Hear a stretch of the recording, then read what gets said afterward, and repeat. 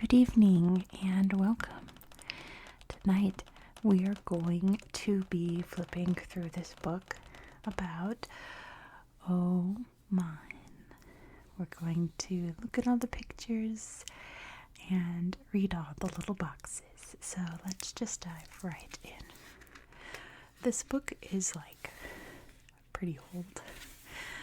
Oh, how sweet. Look at these sweet faces. But a lot of the little boxes are still pretty accurate. So let's start with the introduction. Also, more sweet little faces here in the mountains. The Sultanate of Oman is a small state on the Arabian Peninsula that has been transformed by the discovery of oil beneath its vast desert sands. While Oman is not nearly as wealthy as its neighbors, Saudi Arabia and the United Arab Emirates, its modest oil income was enough to move the country into the modern world with remarkable speed. Of all the oil states, Oman has devoted the most attention to preserving its cultural traditions. While embracing much that is new, the government and the people refuse to discard valued parts of their past. Oman is a remarkable mixture of the old and the new. A visitor might see a Bedouin tribesman with a rifle and wearing a turban, riding a camel past a sparkling modern resort hotel, or a brand new Mercedes sports car parked next to a camel hair tent. Such contrasts make Oman one of the most unusual and intriguing countries in the Middle East. Oh, look how gorgeous. This is near Oman on the coast. Beautiful beach there. And of course, the endless desert sands, the Arabian desert. This is Al Ain, up in the Al Hajar Mountains. You could see the little village there, top of all these beautiful mountains. Oman has absolutely gorgeous mountains. But first, we're going to read about frankincense, the glorious perfume. Frankincense trees, you can see here, or boswellia, have grown in Oman for thousands of years. The trees grow in small gullies or on wadi beds and can reach heights of 25 to 40 feet. A cluster of main branches extends from the base. The trees are harvested for their resin in March, April, or May before the monsoon season. Only trees 3 years old and more are used. The gum resin is obtained by making an incision in the bark to collect the rubbery white substance. Later, when it is dried, the gum becomes crystalline. In ancient times, frankincense was highly prized. Greece and Rome bought massive quantities for their religious rites. For several centuries, from about 300 BCE until the 1st century CE, frankincense made Oman the wealthiest country in the world. The substance was so valuable that, according to legend, the Queen of Sheba insisted on delivering a present of frankincense by hand to King Solomon. In the New Testament story of the 3 wise men carrying gifts to the infant Jesus, frankincense was as important as gold. Although its popularity has waned, it remains a valuable commodity today.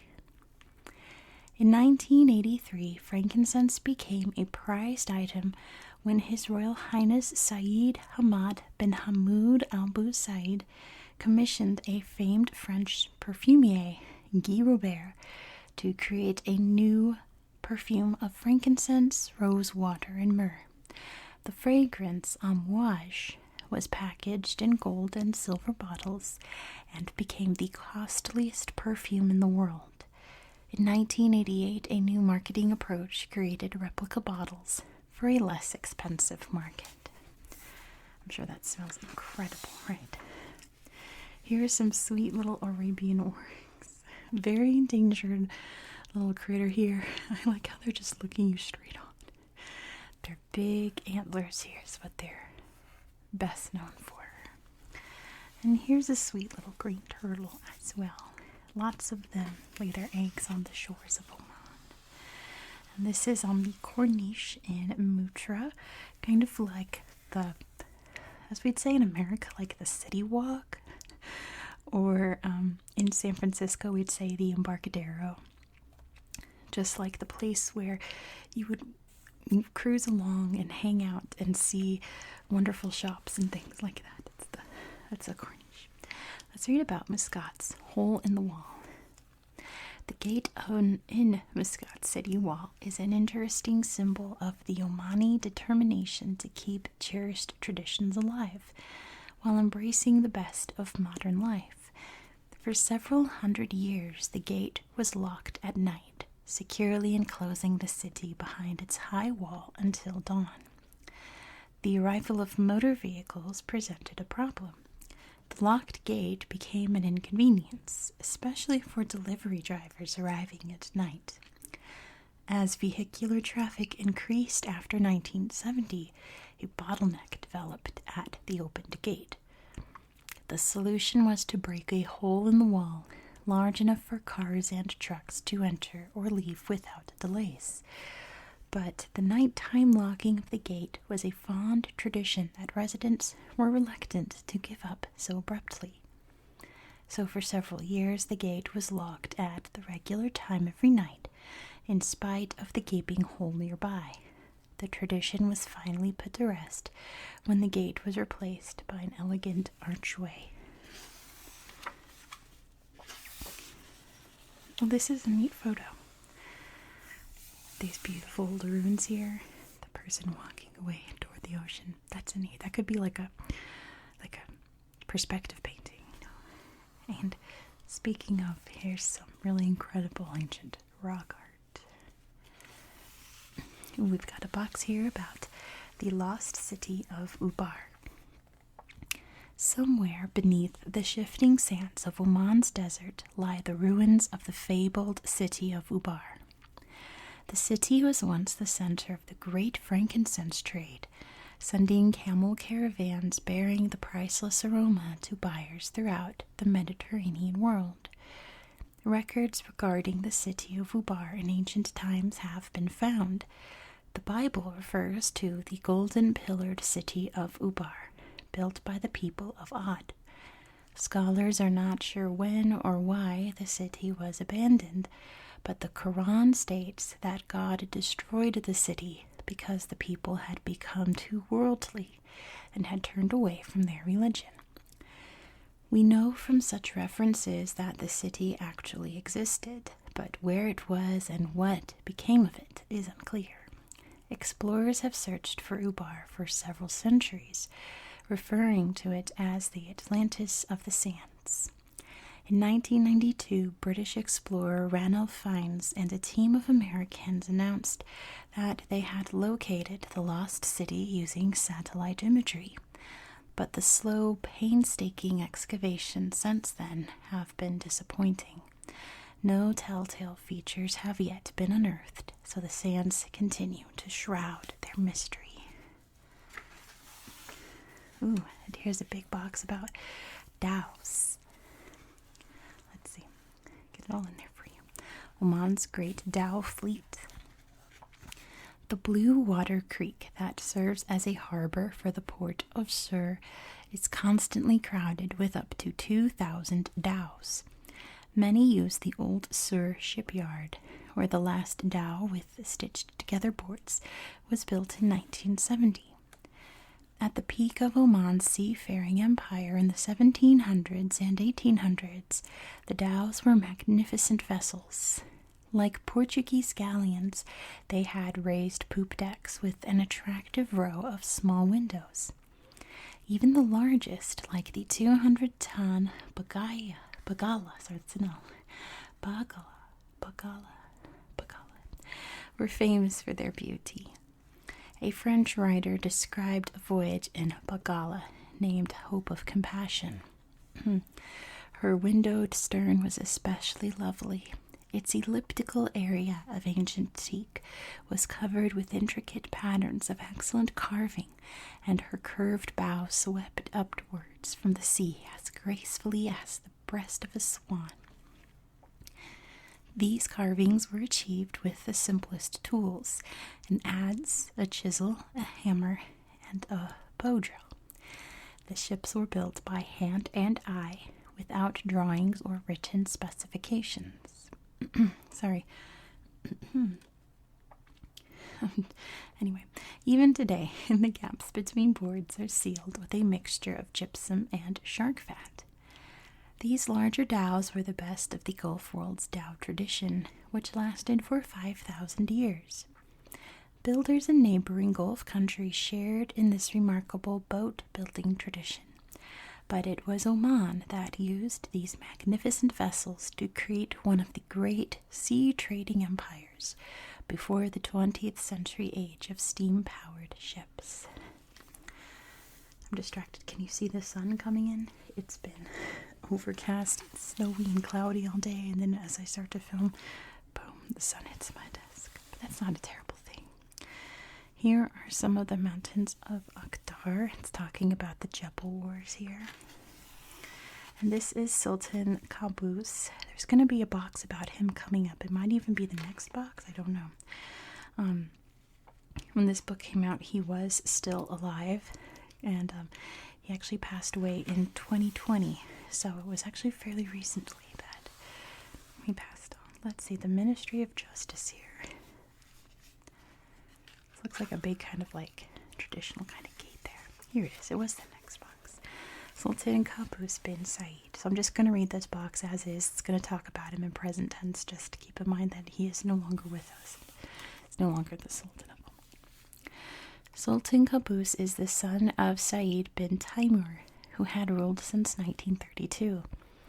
Qaboos is the 12th member of the Al-Busaid dynasty to occupy the throne. He is a leader who is determined to look forward, not back. The young sultan was just 29 years old when, in July 1970, he forced his father into exile. Having received an outstanding military education at Great Britain's Royal Military Academy, Sandhurst, he had a good idea of how to proceed against the communist rebellion in Dhofar, although it took 5 years to achieve success, even with strong British support. Despite these military priorities, His Majesty never lost sight of his promise to modernize Oman. He showed his confidence in the future when his first act was the announcement that the name of the country would now be the Sultanate of Oman, not Muscat and Oman. He also said that it would now be one unified country, not divided into coast and interior on the one hand and the southern province of Dhofar on the other. Qaboos had huge obstacles to overcome, including a largely illiterate citizenry and a brain drain caused by so many Omanis leaving the country for education and employment.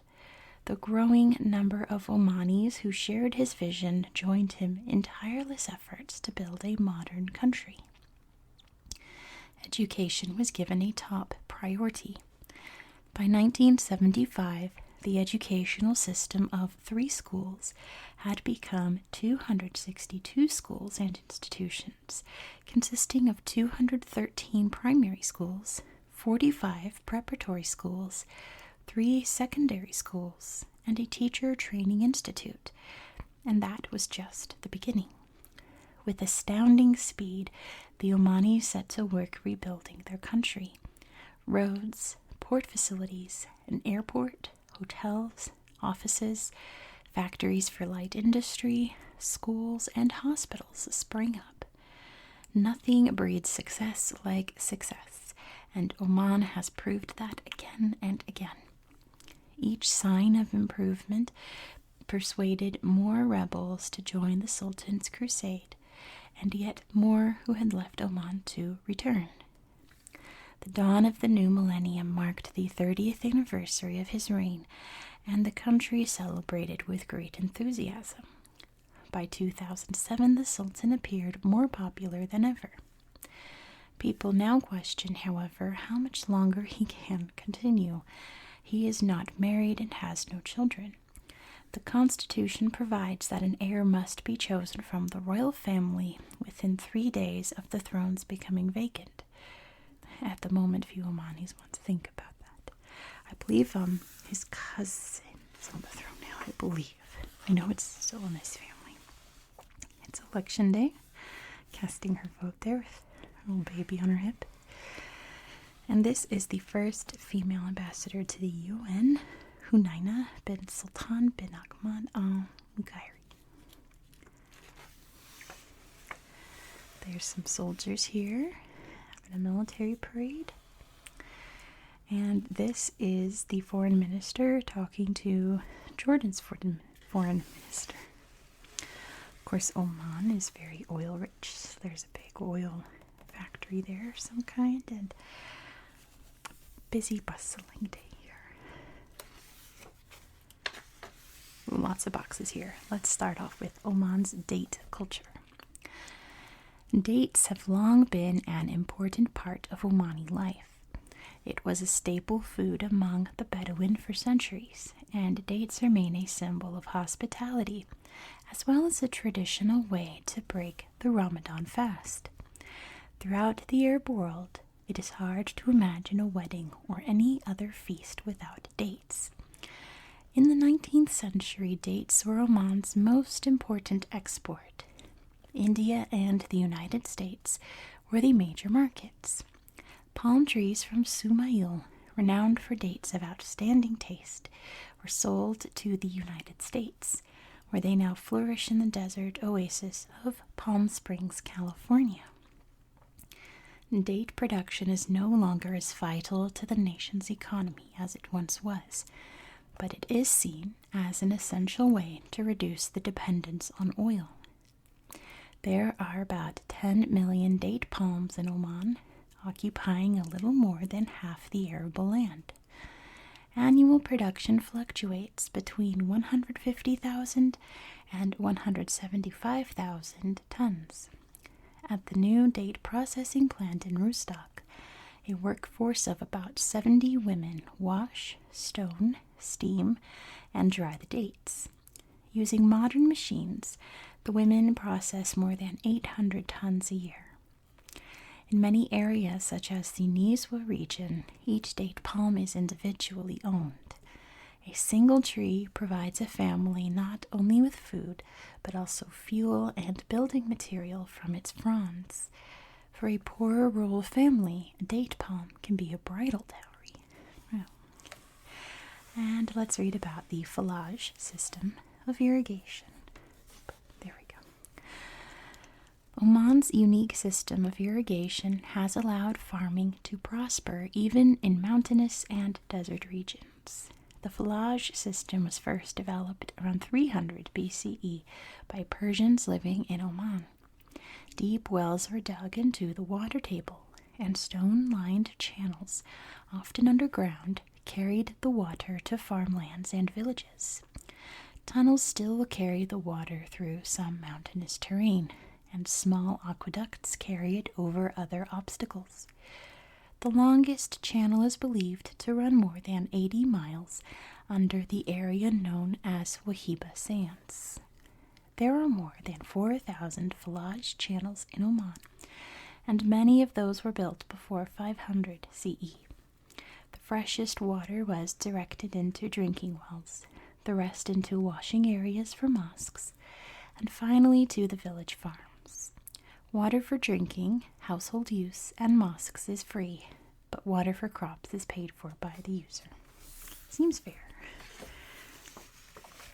So working on a water desalination plant. And here's a beautiful hotel here. It's in Muscat. Let's read about specialty products. Certain regions and towns throughout Oman have economic specialties.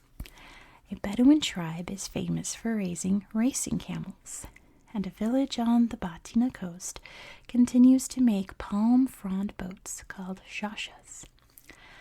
A village called Jebel Akhdar, or Green Mountain, is famous for its fragrant pink roses used in making rose water. In Barka, a village on the Batina coastal plain, the specialty is a popular confection called halva. It is made through a laborious process using dates or sugar, saffron, cardamom, almonds, nutmeg, and rosewater. Halva is present at every official function. Another local specialty is wild honey, harvested in the Hajar Mountains. The wild honey is said to have a unique taste that is superior to cultivated varieties. Centuries ago, boiled honey was used as a weapon. It was poured on attacking enemies from special holes above the doors of forts. The holes still make it interesting curiosity for visitors. What a horrible way to be attacked with like hot honey being poured on you. My goodness. There's a little, looks like a little oasis pool here. And the beautiful sand dunes here. Here's a box about protecting the green turtle. At the easternmost edge of the Arabian Peninsula is a beach called Ras Al Jinns, which has the distinction of being the world's most important nesting site for the endangered green turtle. Every year, 20,000 females return to the beach where they were hatched to lay their eggs. Each female will lay up to 100 eggs, burying them in the sand, then return, exhausted, to the sea. After 60 days, the eggs hatch and the baby turtles claw their way to the surface and make their way to the sea.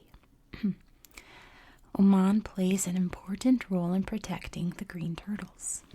A royal decree provides stiff penalties for harming the turtles or their eggs. The entire nesting process is quite fragile. The slightest disturbance will send the females scurrying back to the safety of the sea. The Omani government manages the beach and allows controlled visits for those with a permit from the Ministry of Environment and Water. Every evening at 9:30 throughout the year, a warden escorts visitors to the beach. Midsummer is the peak egg-laying season, with hatching from September through November. Oman also conducts an elaborate program of tagging the turtles and recording their actions. Read this in a second. There's some striped hyenas there. Really cute. Let's read about the Arabian Leopard Trust. The Arabian Leopard Trust is a private organization dedicated to protecting the endangered Arabian leopard. This is a joint effort of people in Oman and the UAE, working to educate the public about the need to preserve these handsome and powerful animals. The leopards, also called panthers, once roamed freely through the mountains and foothills of the two countries, and small numbers remain in the wild, especially in Dhofar and the Musandam Peninsula. They also range through parts of Africa and southern Asia, but they have already been hunted to extinction in some of these areas.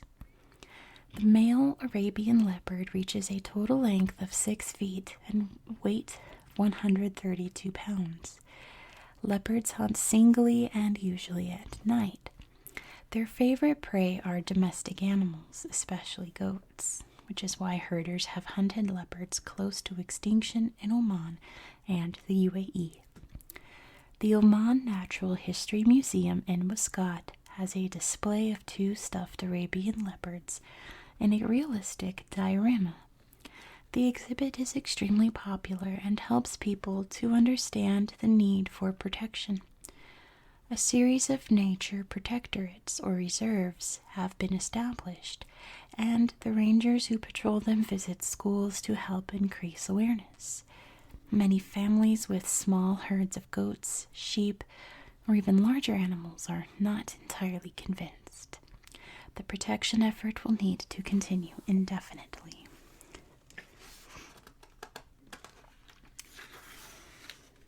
What's this?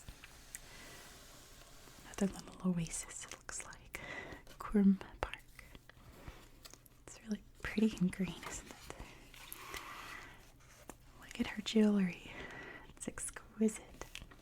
With the little one there. Looking up, here's some more sweet little faces over here. It looks like a big old family gathering of all the boys and men, doesn't it? Speaking of, here's another one. It looks like dad, grandpa, and sons, right? And here is a really pretty burqa, actually. I think that's really interesting. And here's a Bedouin camp here. The women with their children there. Let's see what this box says. The impact of modernization of Bedouin life. The rapid modernization of Oman has not been kind to the traditional Bedouin way of life. Camels are no longer vital to their economy, so the herds have diminished. Water can now be supplied by water trucks or wells, and animal feed can be trucked in, so many normal daily activities have disappeared. The government occasionally provides modest employment, such as carrying supplies to oil fields, but there never seems to be enough work. Modernization has changed the Bedouin's life in other ways. In the past, for example, a Bedouin could see people coming across the desert sands from a great distance. This allowed time to prepare coffee or food to offer a guest. With modern transportation, the visitor arrives within minutes of being seen. And since most long-distance trips are made on modern highways and air-conditioned vehicles, the role of the desert host has changed beyond recognition. Interesting. Let's see, here's another minority group here, the Baluchi. Interesting costume there. And here's another picture of one of the oil factories, oil processing. Here's some camel racers. And here it looks like a beautiful souk, doesn't it? Big marketplace. And here's another one. Big market. It's over here. Oh, this is in Jebel Akhtar, up in the mountains, mountain town. And this is in Nizwa. Beautiful, beautiful architecture. And here's another little family. I love all the family portraits in this book. Really cute. Like, hold still. Hold still. Cute, cute, cute. And here's some ladies. Looks like they're at university. Yep, they're at Sultan Qaboos University. Playing on the playground. And they're doing a traditional dance called the Ayala that's performed at weddings. Like a hair whipping kind of dance. And lining up to go to school. Let's read about traditional medicines. While Oman has sparkling new medical facilities, many Omanis still head for the town souk when illness strikes. There, among the narrow, crowded alleys and stalls, is usually one shop containing bags of aromatic herbs and spices. This is the medicine shop, where you can choose from 30 or 40 remedies gathered from India, Pakistan, Iran, East Africa, Egypt, and other places. The neat plastic bags and jars hold a colorful assortment of herbs, spices, seeds, berries, roots, tree bark, leaves, and combinations of items mixed into powders or ointments. One of the favorites is Hahat al-Haraka, a concoction made of black seeds, crushed and mixed with honey.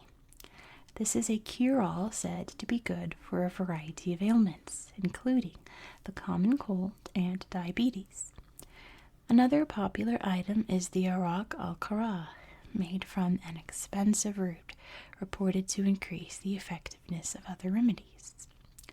A number of Western agencies, such as the American National Research Council, study many of the traditional medicines to find those that are most effective and why. A tree called neem, native to India, has attracted a lot of attention. Known in Oman as the village pharmacy, parts of the plant are used for medicines to treat high blood pressure, heart disease, and arthritis. The leaves are mixed with turmeric paste to produce an ointment that gives skin a healthy glow. Villagers use the twigs for brushing their teeth. Perhaps most surprising is that neem is also used to make fertilizer as well as a very effective pesticide. How interesting that one tree can do all that. Look at this mosque. Oh, it's gorgeous. This is the Asmat al-Zawawi Mosque in Muscat. That is beautiful. And it's time for prayer. Even if you're out on your boat, it's time to pray. And they're not in their boat, but it's still time to pray here in the mosque. And this guy's reading the Quran very closely. Maybe, I don't know, maybe he has eyes issues, but you shouldn't read books that closely to your face. It'll hurt your eyes. Now, every single book of a predominantly Islamic country has a box either explaining what Mecca is or explaining the 5 pillars of Islam. And lo and behold, here's a box about the 5 pillars of Islam. So if you don't know what they are, I'm just going to read them anyway. The 5 pillars of Islam. First is the Shahada. Every Muslim must declare the profession of faith publicly. There is no God but Allah, and Muhammad is his prophet. Next is the Salat. Believers are expected to pray 5 times a day, at sunrise, noon, mid-afternoon, sunset, and night. Before praying, a Muslim must perform ablution, the washing of their arms, hands, head, and feet. Prayers must be said facing Kaaba, the large black shrine in Mecca, in a kneeling posture with the head down. Next is Zakat, the duty of giving alms to the poor, which is now in the form of a tax. Next is Ramadan. It was during this month that Muhammad received his first revelations. During this time, Muslims are to avoid eating, drinking, and even smoking during the hours of daylight. The idea of the fast is to come closer to Allah by gaining a measure of spiritual and physical purity. And last is the Hajj. Every Muslim who is able to, financially and physically, is expected to make at least one pilgrimage to Mecca. In addition to the 5 pillars, Muslims are expected to follow certain dietary restrictions. They are not allowed to eat or drink anything containing alcohol, pork, blood, or the meat of any animal that has died of natural causes. Animals are to be slaughtered according to set rules. And here is Oman's Grand Mosque. That is so lovely. Let's read about it. In 1992, Sultan Qaboos ordered that a competition be held to design a grand mosque in Muscat, one that would reflect pride in the country's progress and its religion. Construction began in 1995 and took more than 6 years to complete. The resulting Sultan Qaboos Grand Mosque is a spectacular structure made of imported Indian sandstone, with the majestic dome and 4 minarets flanking a 5th larger minaret. Boom. The main hall can accommodate 6,500 male worshippers, with 750 more in the women's hall, plus another 8,000 in the outer paved yard. A remarkable prayer carpet covers the entire main hall. The rug, woven by hand, contains 1.7 million knots, took 4 years to complete, and is the largest single piece of carpet in the world. Wow. The Grand Mosque is more than just impressive in size. The architecture in the dome and minarets is spectacular, and the huge rug combines 3 design traditions: the Tabriz, Kashan, and Isfahan. 28 colors were used, most of them made from traditional plant dyes. I wish there was a picture of the carpet. I'd love to see that. We are studying. Now that's how you should read a book. That's a good distance between your eyes. And it's time to shop at the bookstore. My favorite thing to do. Here are some road signs you can see written in Arabic and in English. Oh dear. Do I want to embarrass myself with Arabic? No, I'm not. I will say, let's see. God willing is inshallah. No is la. And that's all I'm going to embarrass myself with. We'll skip the pronunciation as well. Let's read about the language of Allah. Islam teaches that the words of God were revealed to the prophet by the archangel Gabriel in Arabic. Consequently, classical Arabic was considered the language of Allah. The Quran is not classified as either poetry or prose. Instead, it is considered a work of perfection. Muslims believe that the only way to appreciate its excellence is to read it in the original. For several centuries, the translation of the Quran was forbidden as blasphemous. Today, the holy book is being translated into more and more languages to meet the needs of the world's diverse Muslim population. It's interesting. I don't hear a lot about translated Qurans. Look at these huge pieces of pottery he's making with the cool little cords on there to make little designs in it. And here are some women, looks like they're working on fabric. Little rug designs there. Maybe pretty scarves, I'm not sure. The 1001 Nights. Several strands of Oman's history come together in the famous collection of stories called The 1001 Nights, or The Arabian Nights as Entertainment. The stories emerged from the storytelling tradition throughout the Middle East over a period of several centuries, from roughly the 9th century to the 16th.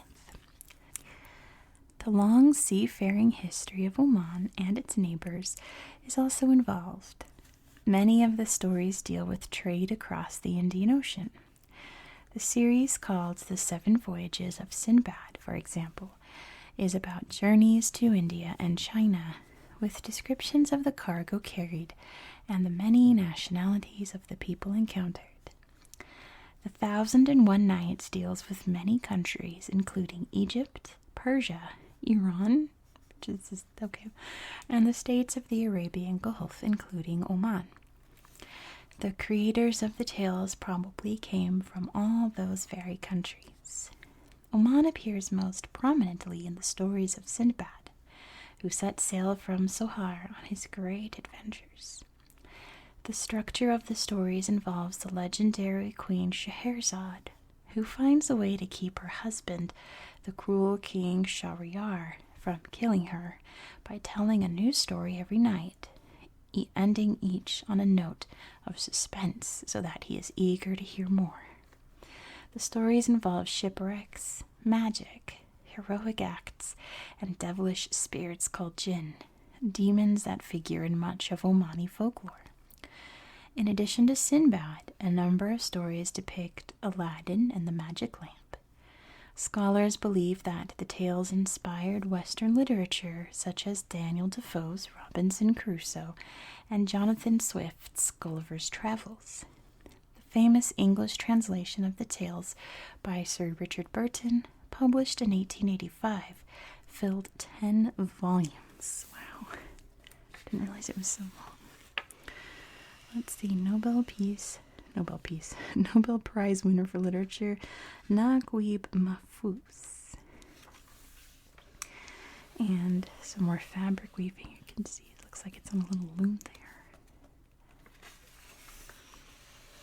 Over here he's got some fronds, making a basket, teaching this little one here. And he's got a little hammer and nail. He's crafting some silver here. Oh, is he? He's making the sheath of a traditional knife. Let's read about the Quran, art, and calligraphy. Muslims have long interpreted the Quran to mean that the human form was not to be represented in religious art. For this reason, art and craft items have primarily used geometric designs or floral motifs.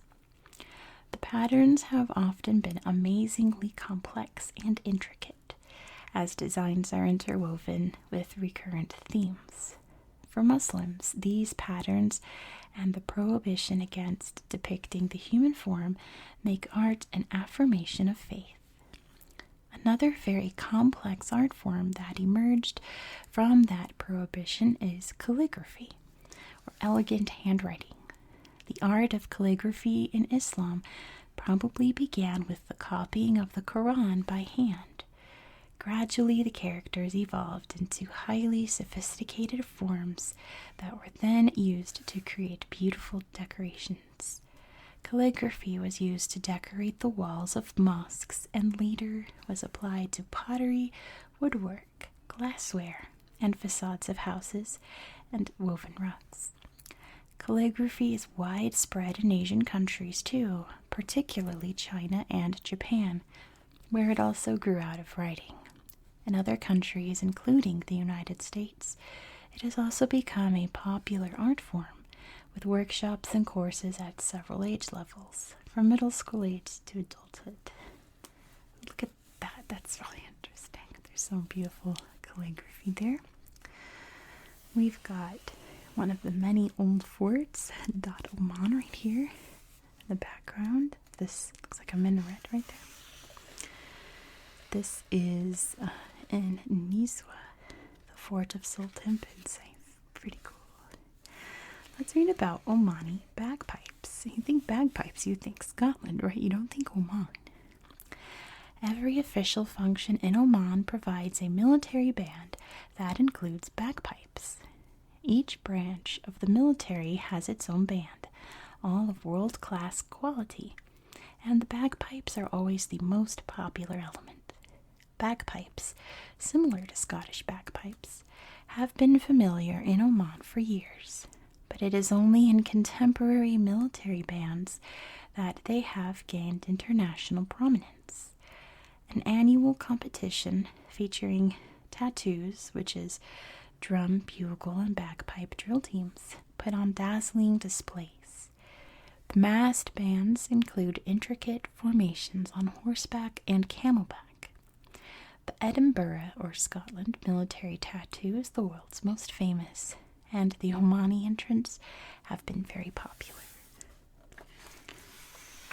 Playing some very traditional instruments, a tabla and an oud. And some wood carving here, very intricate and detailed. These guys are playing what looks like a really fun game. I can't imagine what it is, but it looks fun. And they're playing in the sand here. That's cool. Let's read about the coffee ritual. I love reading about tea and coffee rituals around the world. The ceremony of serving coffee calls for a certain ritual, whether the coffee is served during a social visit or a business meeting. The traditional coffee, or kawa, is very strong. It is usually made from roasted green coffee beans and is sometimes flavored with cardamom or saffron. The server pours the coffee from a special pot, usually holding it at a considerable height, and pours it into tiny cups with no handles. The guest or business associate is expected to drink 3 of these little cupfuls before giving the cup a quick sideways twist to indicate he's had enough. And this guy has his really cute little falcon. It's so tiny and sweet, and he looks like he's really happy about it. Ooh, are camel jockeys exploited? There's been some criticism of the possible exploitation of the young jockeys. Critics say that poor families in other countries sell their male children to camel owners in Arabian Peninsula countries. Omanis insist that this does not happen in their country, and that camel racing is well regulated by a government agency, the Directorate General of Camel Affairs. There's some camel racers here. I believe nowadays I know in the UAE they use robots instead of people. It's better for the camels. You don't have to worry about exploitation or anything. But here are just some regular jockeys, not children, racing on these cool horses here. I imagine horses are faster than camels. I don't know, actually. Like maybe by a little bit. Let's read about bullfighting. A bullfight in Oman is nothing like the costumed performances that Spain is famous for. Instead, this spectator event, which is also known as bull bashing, involves two bulls in a sand-covered arena. A referee pairs two animals of similar size and sets them against each other. The bulls butt heads over and over. When one crashes to the floor, usually within 5 to 10 minutes, the fight is over. The lively crowd, all men by Muslim law, are not allowed to place bets, but they seem to enjoy the brief action, shouting and cheering for their favorites. And here's about the government as sports promoter. The Omani government takes an active role in promoting sports. This encouragement is seen as a way to promote national pride and to develop future leadership. One initiative established a prize, His Majesty's Cup for Youth, which sports clubs throughout the country compete for. The winning club receives cash awards as well as the prized trophy. In 1990, all sports and youth activities were placed under the General Organization for Youth, Sports and Cultural Affairs, or GOISCA, headquartered at Ruby. More than 50 clubs are supervised by GOISCA. In 2004, a Ministry of Sports Affairs was created to replace the General Organization. State-of-the-art sports complexes have been built at Bauscher, Salalah, Sohar, Nizwa, and Sur. A sports health center is also established at the sports complex. In Bauscher, they spelled it wrong, Goiska has also promoted cultural activities for young people's leisure times. These have included a youth theater group, concerts, poetry readings, and computer training courses. The Ministry of Health has added a sense of urgency to all these physical activities by pointing out that, for the first time, obesity has become a serious issue among Oman's young people. Wow, it's hard to say among Oman. Part of the problem stems from how eagerly Omanis took to the introduction of Western-style fast foods, combined with the fact that many young people no longer engage in hard physical work or have to walk long distances between villages. Government leaders and health professionals hope that the new programs and incentives can reverse the trends. Playing some soccer by the beach. Ooh, he's really into it. Cave diving.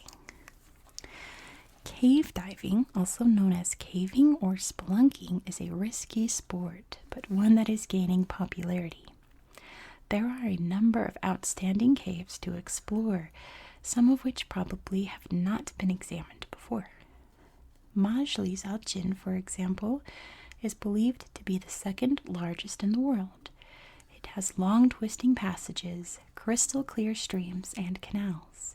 3 deep shafts enter the main chamber, which may be the largest underground chamber ever discovered. Wow. I am not brave enough to go spelunking. It seems scary to me. Let's read about wadi bashing. Off-road driving is known as wadi bashing in Oman, and it is becoming increasingly popular.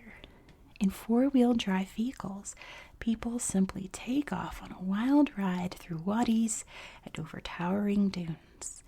The pastime has become so popular that tours are organized by hotels and private tour companies. A successful drive requires great skill and some know-how. Tire pressure is lowered for sand driving, but raised for mountains and rocks. Drivers learn not to shift gears in sand, a sure way to get stuck. They also know to keep their wheels straight when going up or down dunes. In addition to the thrill of a wild ride, veterans say there's no better way to appreciate Oman's wildly beautiful scenery. The sun has come up. I hope it's not ruining the shot too much. Look at these beautiful horses, all decked out for something. And here we have a celebration of some kind. I wonder what that is. I don't know. They all look lovely. Ooh, some airplanes.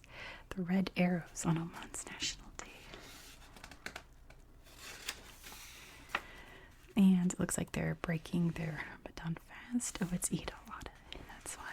They've got lots of fruit. Speaking of, look at all this food at the market. What do you guys want? Oh, that garlic looks huge. I would get some garlic. What does this guy have for sale? Spices. Really cool. He's got a scale there to measure it out too. Lots of fishies. These are mackerel. Let's read about alcohol in Oman. According to the tenets of Islam, Muslims may not drink alcoholic beverages. No alcoholic beverages are produced anywhere in the Arabian Peninsula. Expatriates and visitors can purchase alcohol in the mid or upper range hotels, and wine is available in some restaurants. There is a black market, but the overwhelming majority of Omanis are just not interested. Expatriate workers with residences permits can buy alcohol for home consumption. I think that's true in like a lot of Arab countries too. There's some very super sweet baklava. Baklava's too sweet for me. And they are eating a bunch of rice and some chicken, question mark. It looks good though. Let's read about Middle Eastern appetizers. Many restaurants serving Arab or Middle Eastern foods offer a tempting list of hot and cold appetizers called meze. It is not unusual to see 20 or 30 of these small dishes, and diners often make a meal by choosing 3 or 4 of these. Popular meze items include baba ganoush, mashed baked eggplant with tomato and onion, fatoush, fresh salad of lettuce, cucumber, tomatoes, and onions served over pieces of crisp bread, tabbouleh, a salad of bulgur wheat, parsley, and tomatoes topped with garlic, sesame seeds, and lemon, and my favorite, hummus, cooked chickpeas mashed into a paste and mixed with tahini, a sesame paste with lemon and garlic. Yum yum. Oh, we've got some recipes here. Lamb and eggplant casserole and honey butter. Here's a map of Oman. And there's where it's located in the world. So that will be it for today. It's time for me to close the window because the sun is very bright in here. Can you see the shadows?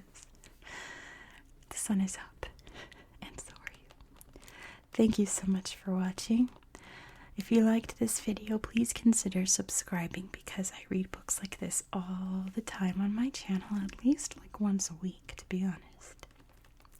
I hope you found this video relaxing and educational, and I hope that you have a very good night. Good night. Look at my shadow. Good night.